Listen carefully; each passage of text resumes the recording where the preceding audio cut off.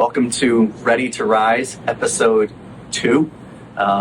Little different location today, and I told you I'm just going to shoot these wherever I'm at. It just so happens today I'm in Rio de Janeiro, so I figured I'd shoot it by the beach because the view is pretty incredible. So anyway, I want to jump into it today. Excited to jump back into Ready to Rise. Again, if you're not familiar or if you didn't catch our first episode, the way we structure the podcast is I'm basically going to take you through what we would call a Rise organizational meeting structure. And we're going to use that structure to talk about current events, what's going on in business, what's going on in marketing, and we're going to use the framing of Rise. So what's going on, resources, inspiration, systems, and engagement. We'll look at our stoplight report that we put together last week. There'll be a link to that in the show notes, and then they'll put it on the screen here as I get to it in a minute.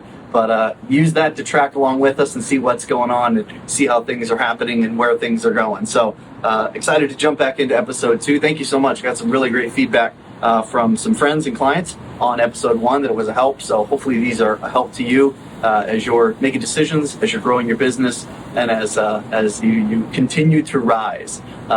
So keep those things in mind. I always want to start with some good news, and I found a story this week that I thought was really, really cool, and just the contrast of a couple different things. There was this rainy back road this last week, and it was this family was going down the road, and this gentleman pulled over to the side of the road and found this family that had broken down on the side of the road, and went over there and asked if they could help, and they helped get those people out of the side of the road. This was in the Denver, Colorado area.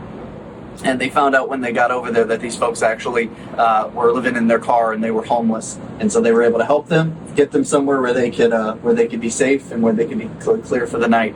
And that's just a small thing. And I want to kind of call something to attention. A lot of times we look at the small things that we do and we don't think they make a huge difference.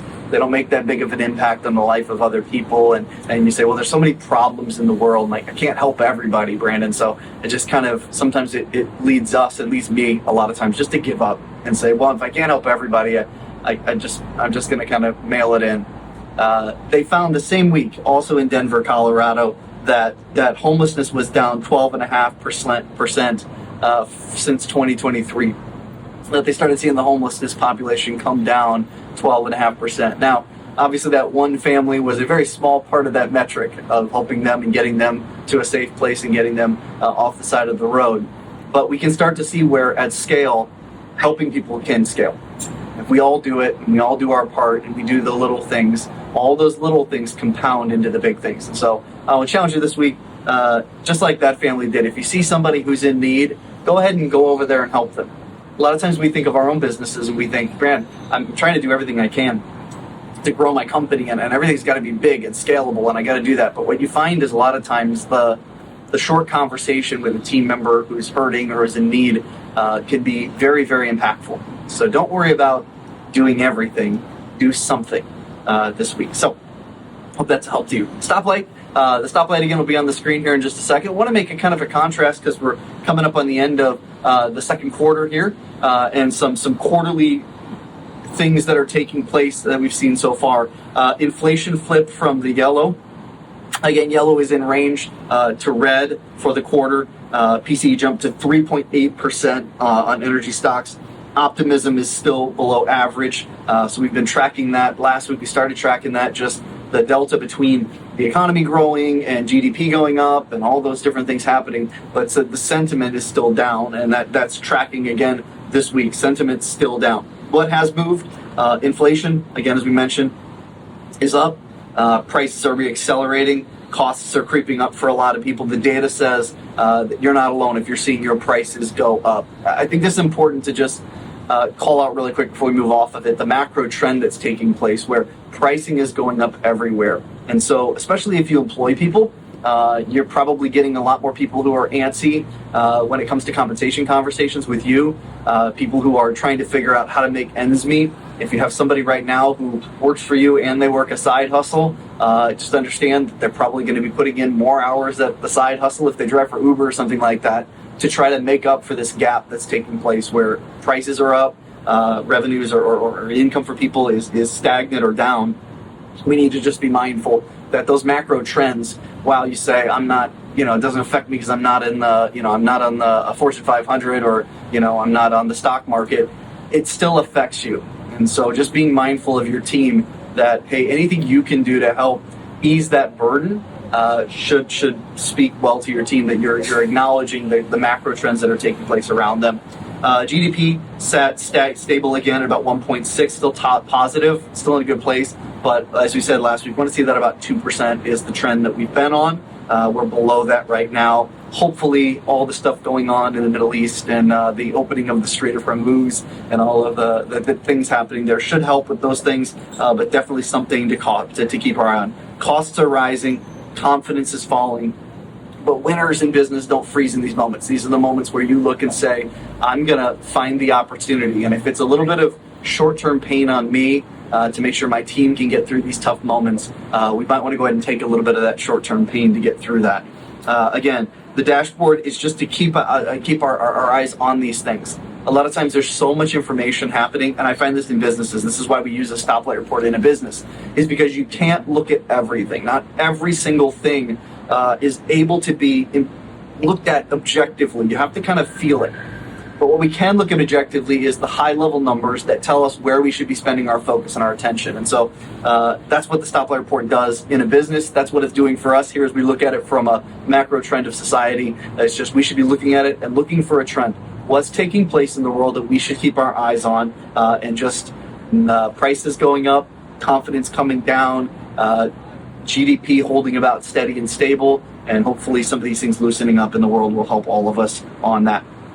I'll give you a quick update on my commitments. Again, quarterly commitments time. We just stop and say, what are we working on right now? What should we be getting done? And so I have 4 that I have to get done this quarter. And we run our little quarter a little differently with Sharper because we do a lot of consulting. So we fall a lot of times into the quarterly structure where we're super busy around the natural quarters at the end of March and the end of June and things like that. So we actually, ours ends at the end of July, not the end of June. So I got a little bit of time, but we're completing the Rise software. So it's something we're working on internally, is to build out some incredible software tools that will replace a lot of the patchwork that we've had for years and just make that a little more streamlined. I am in the business of writing a book, or I'm in the process of writing a book right now. So hope that goes well, and I'm on track to get that finished up by the end of the quarter. So excited about having that done. We're working on hiring a marketing director. My job as the CMO of Sharper Business Solutions. So we're on track there. Should be have a candidate in place in time for the quarterly. So looking for that. And then we're finalizing some new structure at Brand Design for Brand Lab. And I'm excited. I'll have some announcements toward the end of July about that, what that's going to look like, how you can participate in it if you're a marketing director, directly if you are a full-time marketing director. So if you're the owner and you happen to run the marketing as well, there may be some things for you, but this is more geared towards that person who's maybe a team of one in a company that's doing the marketing. We want to talk to them. So a couple updates as I did last week, just on the road. As I mentioned, I'm in beautiful Rio de Janeiro here today, meeting with a marketing client tomorrow. Excited about doing that, excited about being here. Got to go on the cable car up to Sugarloaf Mountain a little bit earlier today, so that was a little bit of fun, just kind of taking some time off this morning to just refresh and reset. And then I fly back to Springfield, Missouri. Excited to be with a great client there on Friday. And then next week, I think I'm in California next week. So still cooking, still going. Again, as I've said so often, I get asked all the time about this because I travel so much. Every time I go to a client, they're like, "Man, that's a lot of travel." I mean, that's a lot. And I just remind you, and I remind clients when I talk to them about this, that balance, or a lot of times balance is a myth. So often people focus on, well, I'm trying to live a balanced life, and I'm trying to do this balance and that balance and the other balance. I heard somebody explain how they fly helicopters once, and it was really helpful to me to kind of think about life the same way that flying a helicopter is if you took a plate and you put a marble on the top of the plate, on the back of a plate, and then you tried to keep that marble to stay still, you can't do it. You just correct as you need to, correct as you go. And the life I live, my wife and my daughters and our family, I've told my wife, we've just realized we're not normal people, and we're gonna be a little bit different, and she's cool with it. My wife's in the process of opening a new store. My 19-year-old daughter is in the process of opening her fourth boutique. My 15-year-old's working on being an actress right now, so that's fun. And then the baby is just keeping us busy all around. So lots going on, lots of activity, but that's what we like to do. Is we like to help people. We like to make experiences for people. We like to help guide and direct these businesses as we work with them. So very purposeful in what we do and all the travel. It's not just a careless act. We are very intentional with how we do all this. So, but that's where I'm at today. All right, let's jump into it. Again, each of these sections in the podcast are going to be resources, inspirations, systems, and engagement. So when we say resources, we start, as I mentioned last week, if you know anything about the RISE business framework, we start resources meaning time, money, and people. So a couple stories that are hitting this week that I think fit in those buckets. And so we'll start with resources. A lot of noise right now. There was obviously months ago, and there is again, around how these tariffs affected Main Street. As somebody who owns a small business, works with a lot of small businesses, and is in the process of starting even more small businesses in every sector you can possibly imagine, this is definitely a real thing. A lot of times people will look at stuff like this and say it's just a political thing and it's just political noise about tariffs and all these different things. It definitely did affect how people price things, and that's not a political statement. That's just an acknowledgement of what the conditions are on the ground.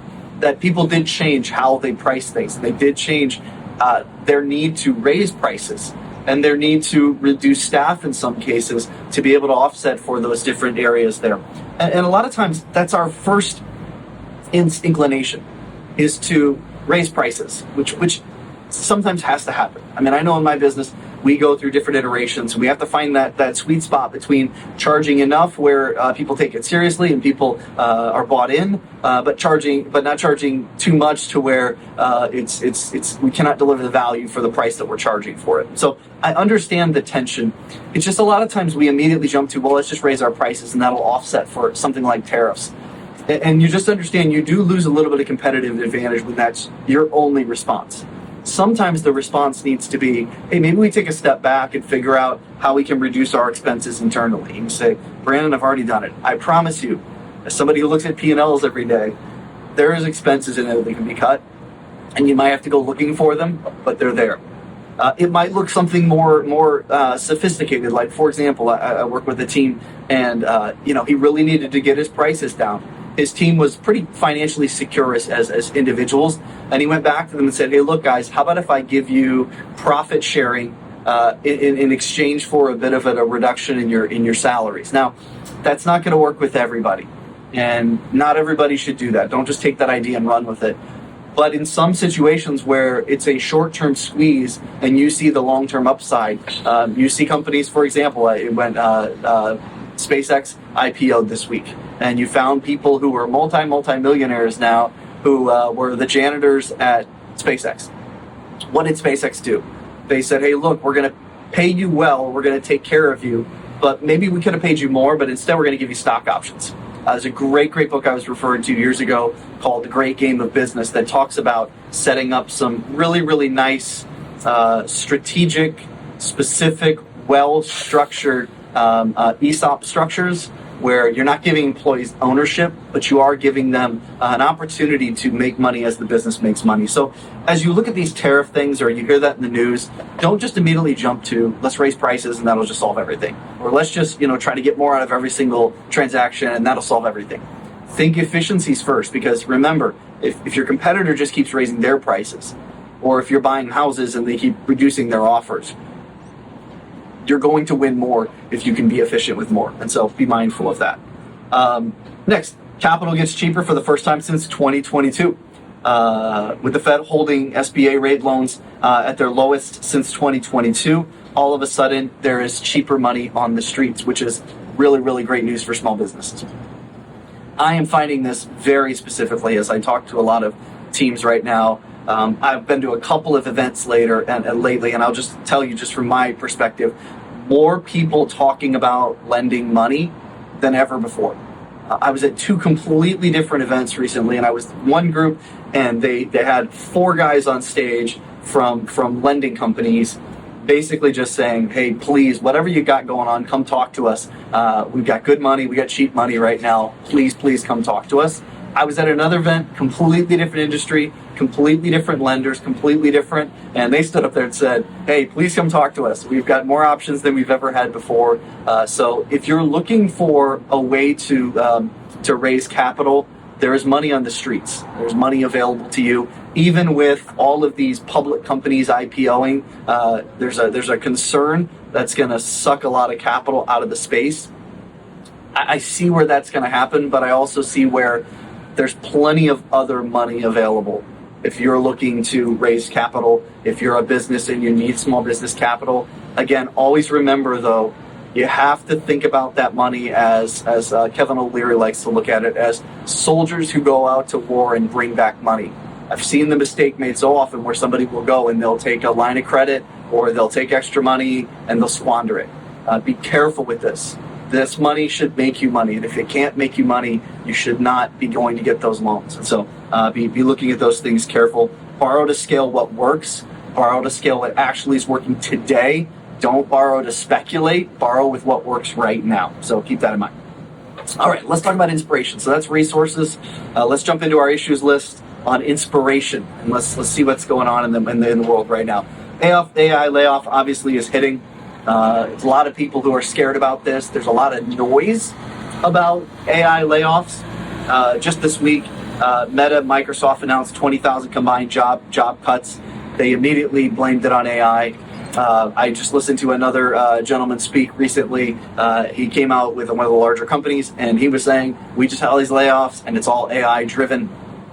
I'll give you my hot take on this.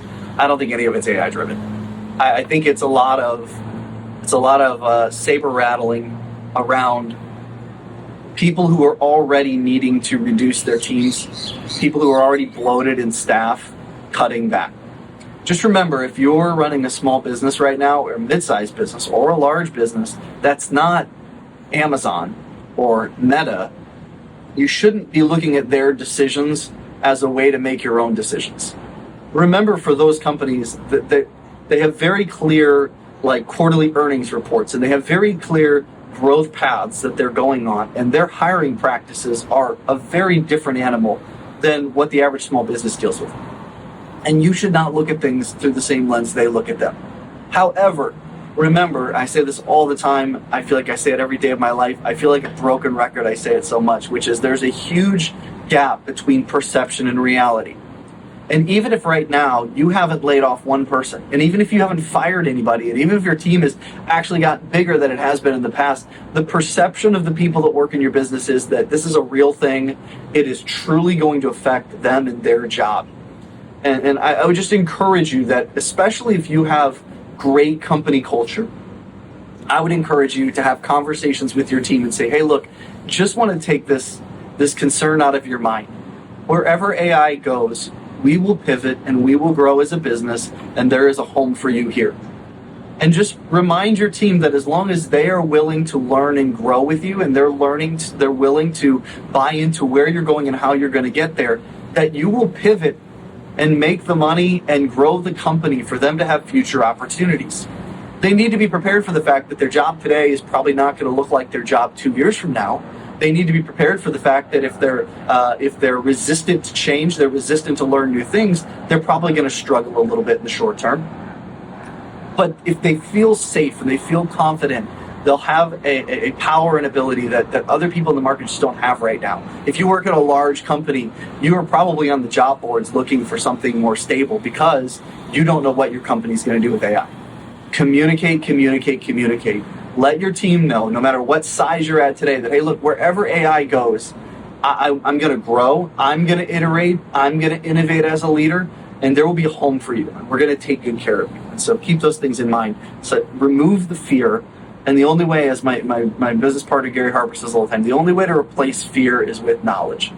And so we have to give people knowledge that we have a plan, we know where we're going, we know how we're going to get there.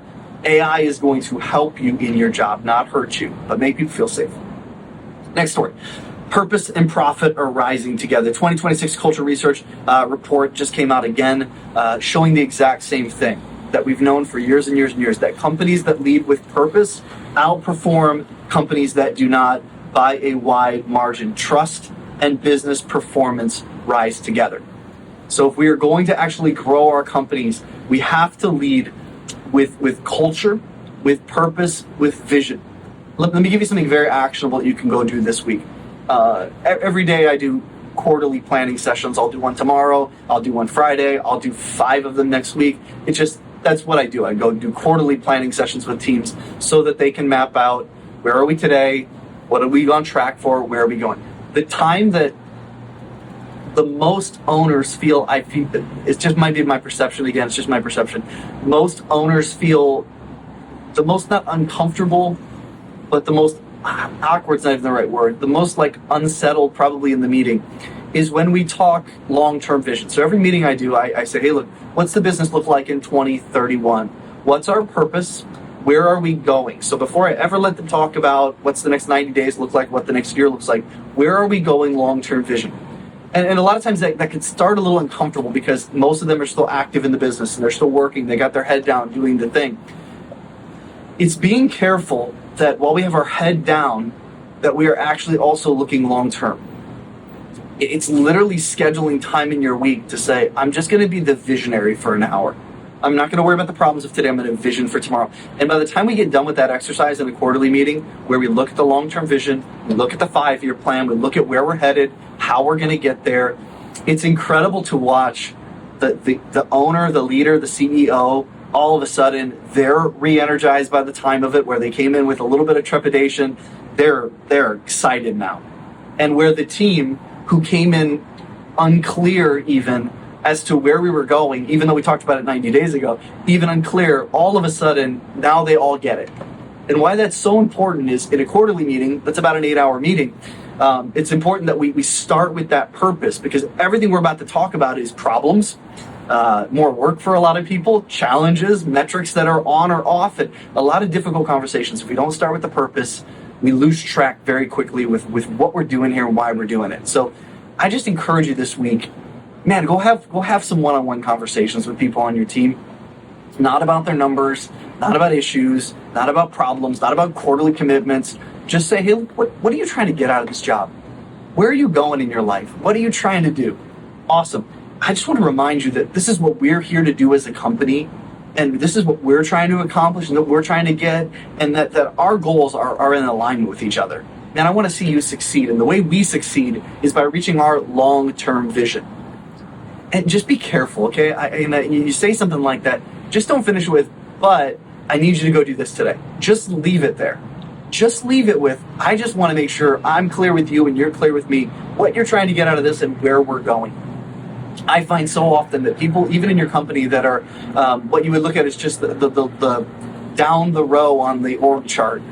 Even those people, if you can give them a vision for the future, they can go to places that you probably can't imagine. They can grow to places that you probably aren't thinking about today. I'd encourage you to think about it, get more focus around those things. Okay, let's move on. Let's get to systems. So we're talking, again, resources, time, money, people, inspiration, mission, vision, purpose, systems, processes, procedures, and policies. I've been so excited to get on this story because I've been experimenting with it for months now, but man, it's really starting to take off, is agentic AI. Now, as soon as I say agentic AI, again, we're back in an AI story. I get that, but I don't want to make this an AI story. I want to make this a process story, because there's really nothing. The technology is earth-shattering. There's nothing earth-shattering about automation. Automation's been going on for a long time. You can go all the way back to the Industrial Revolution, where there's automation that takes place. It just simply gives people, it's just an efficiency thing. What are the things that could happen on their own, whether or not we touch them? Now, agentic AI is like throwing, kerosene on the ability to do these automations and create these automations. So, what is it? I know a lot of times we use these terms. You'll listen to something, they'll use some big, $5 word like agentic AI, and you'll just get lost. It just means that an agent can go act on your behalf. The best example of it that I'll use is right now I'm using Claude Cowork, like a lot of other people. Pretty heartbroken about Fable 5 getting shut down. That was special for a moment there. But what an agentic AI can do for me is, for example, I would used to go into my accounting software, and I'd have to go through there and categorize all my expenses, and then I'd have to reconcile all my bank accounts. For a while, I paid somebody to do that, and you pay them to do this thing, and they weren't very good at it, so I had to go get rid of that, and I was back to doing it myself for a little bit. What agentic AI can do is Claude Cowork will log into my accounting software now, and it will go through and it will log into my accounting software. It'll log into my credit card accounts. It'll log into my bank account, and it will pull all that in, and it will reconcile the accounts. It will categorize all the expenses. I did this just yesterday, and it came back to me with 5 uncategorizable expenses. I went and categorized 5 instead of 500, and agentic AI did all that for me. And now it's just scheduled to do that for me once a month. It'll go in and do all that work for me. I would just encourage you, find one, here's the clear word, here's the most important word I'm about to say in this, defined workflow. Don't pick something that is not working today and try to go automate it. Go find something that is clear, documented, easily accessible, doesn't need a bunch of extra logins to get to, a defined workflow, and figure out how to get an AI agent to go do that thing for you. Just pick one. Don't pick 10. Don't get in there and do what most of us do. Like a squirrel, we go chasing after it. Like, well, this is a cool thing. I go do this thing. I go do this thing. Set up one, run it for a week, see what happens. But just get in and do something. The automations are there. The agentic agents are really, really cool. Get in there and start doing about those things. Back to systems, secondly, and these two kind of dovetail together, and they kind of actually go with something I talked about earlier, which is that the automations are starting to pay off. And it's real, and there's money coming in, but it's boring. Companies systematically automating workflows report 30 to 50% lower cost, 40 to 60% faster throughput. So it's faster, it's better, it's quicker, it's moving. Back to when I talked about resources, tariffs, prices are up, all those different things. Let's put that together, though, with the fact that we should be able to work more efficiently. We should be able to be more efficient. So, as I said earlier, our first adjustment ought not be raise the price. Our first adjustment ought to be, okay, fine, I don't want to raise the price on my customer.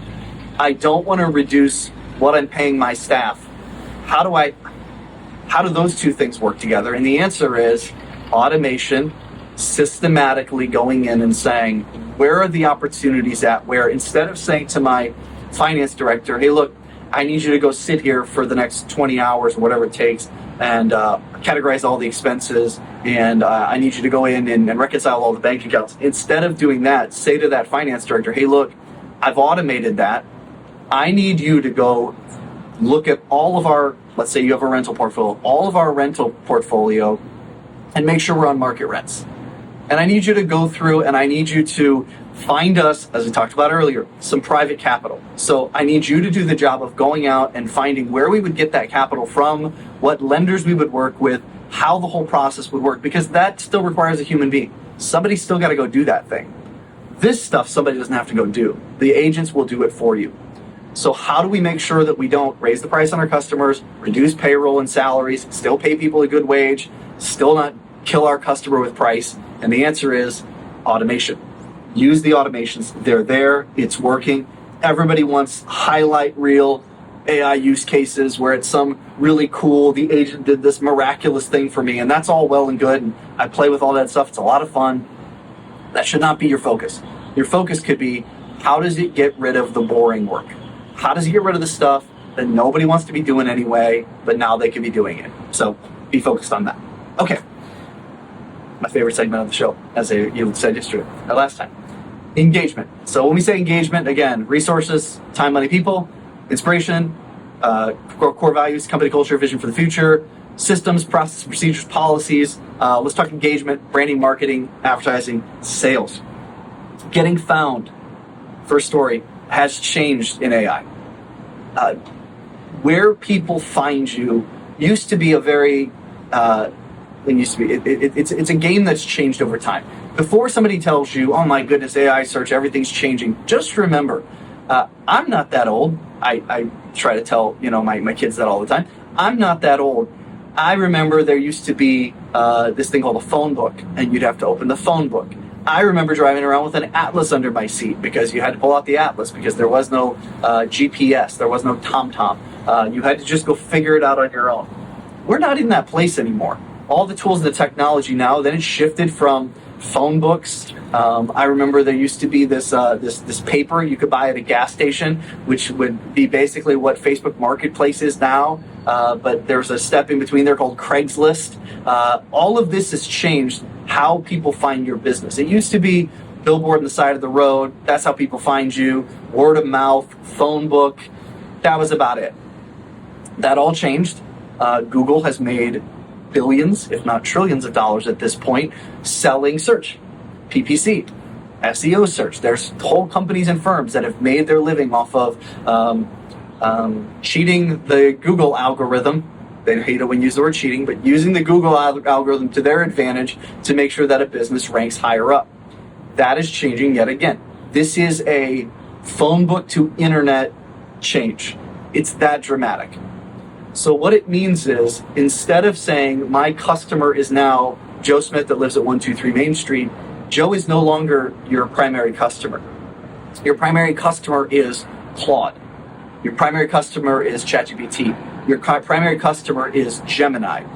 How do we get these immensely intelligent agents to view us and perceive us as the industry leader, the industry expert, the best person to solve their problem? Now, I want to caution on this because I think it's really important that we make a disclaimer here.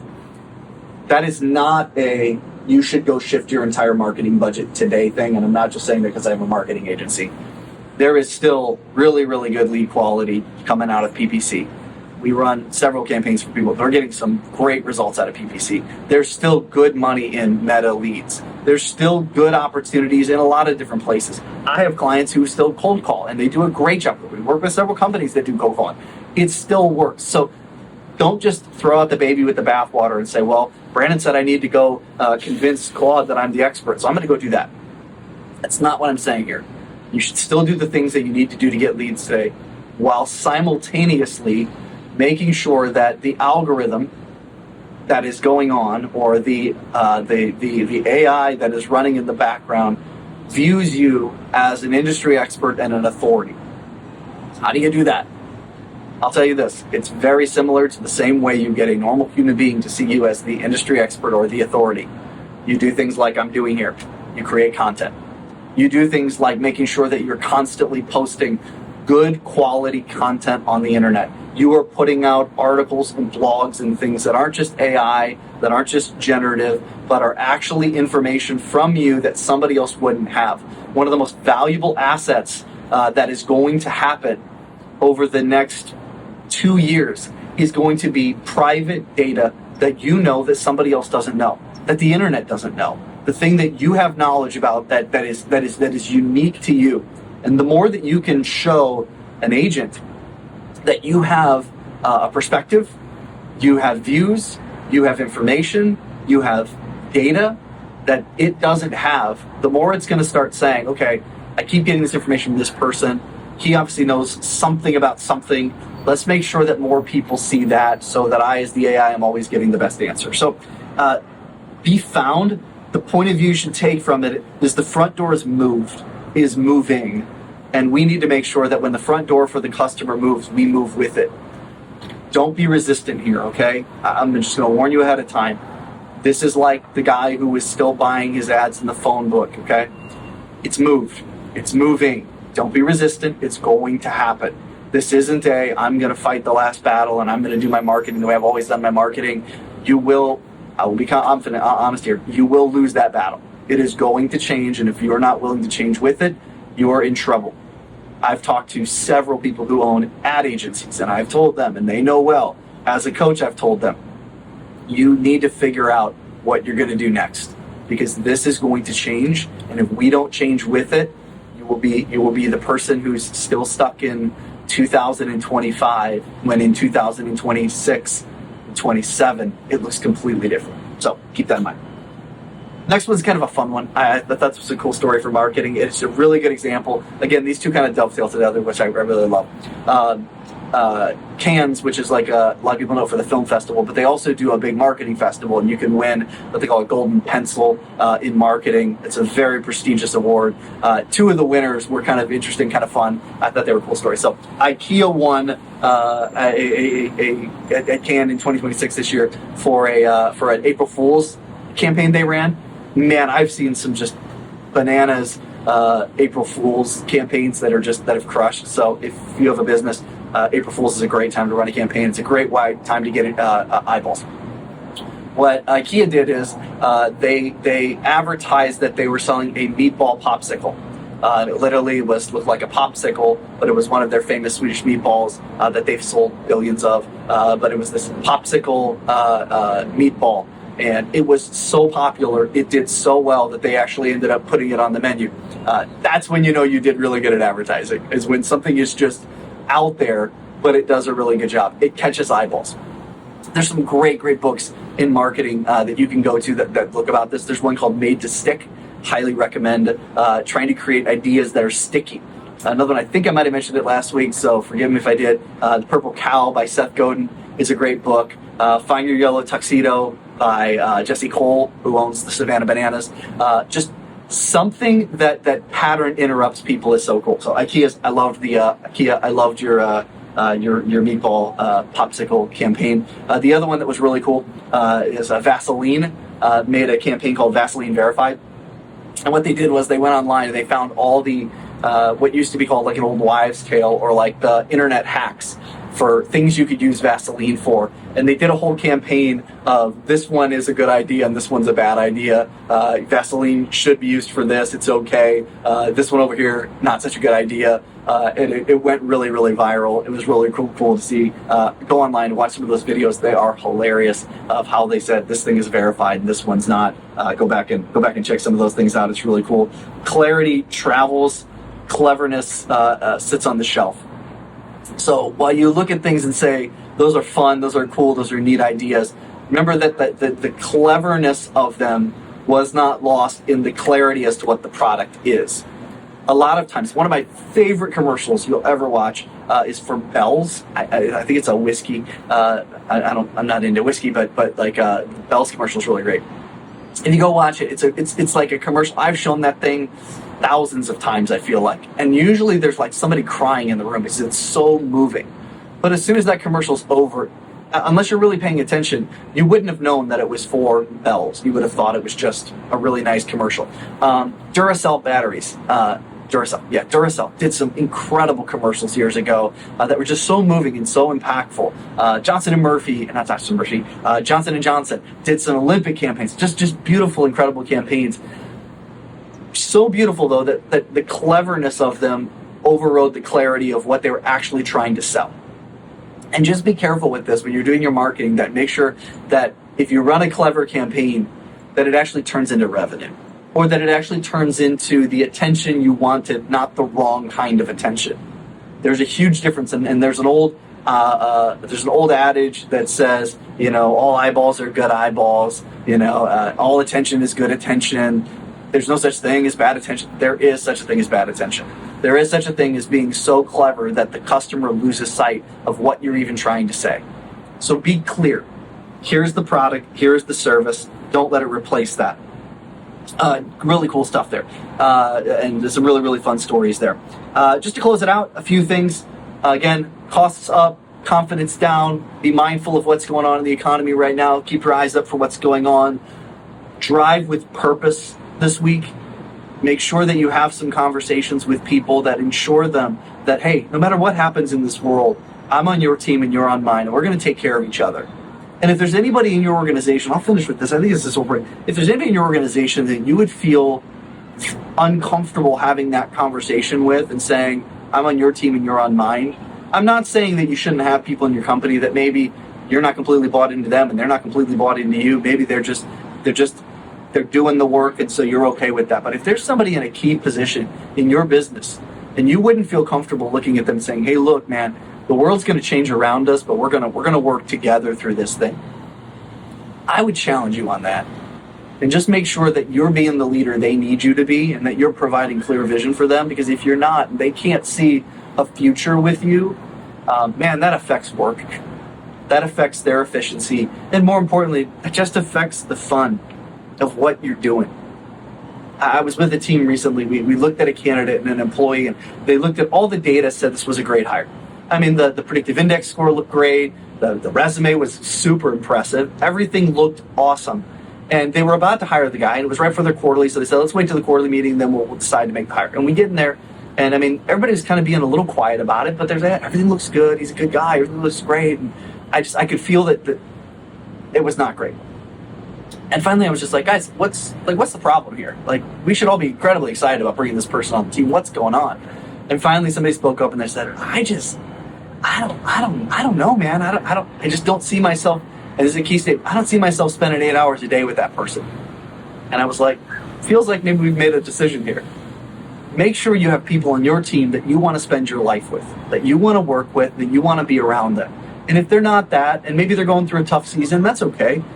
But man, if it's just, we brought somebody on and we're just not crazy about what's going on, grow your business, but grow your business the right way. Find the right people, get them bought in, put them on your team, do some amazing work together, build something that lasts, that matters. So this week, lead with purpose, lead intentionally, and then make sure that the cleverness of your business doesn't override the clarity of the message. Maybe you're running some marketing right now and it's boring.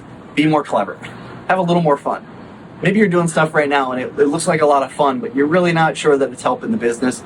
Give it a second look this week. Make sure you stay on track. And in all things, make sure that you are building a business and doing it in such a way that you can be proud of it, that you serve a need that the customer has, and that your team's bought into where you're going. Hope you all have a great week. I'm going to go eat at a true, I know we haven't in the States, but an actual Brazilian steakhouse tonight. And so I'm looking forward to that. I don't know what you're having for dinner, but that's what I'm doing. And have a great day. We'll see you next week on Ready to Rise.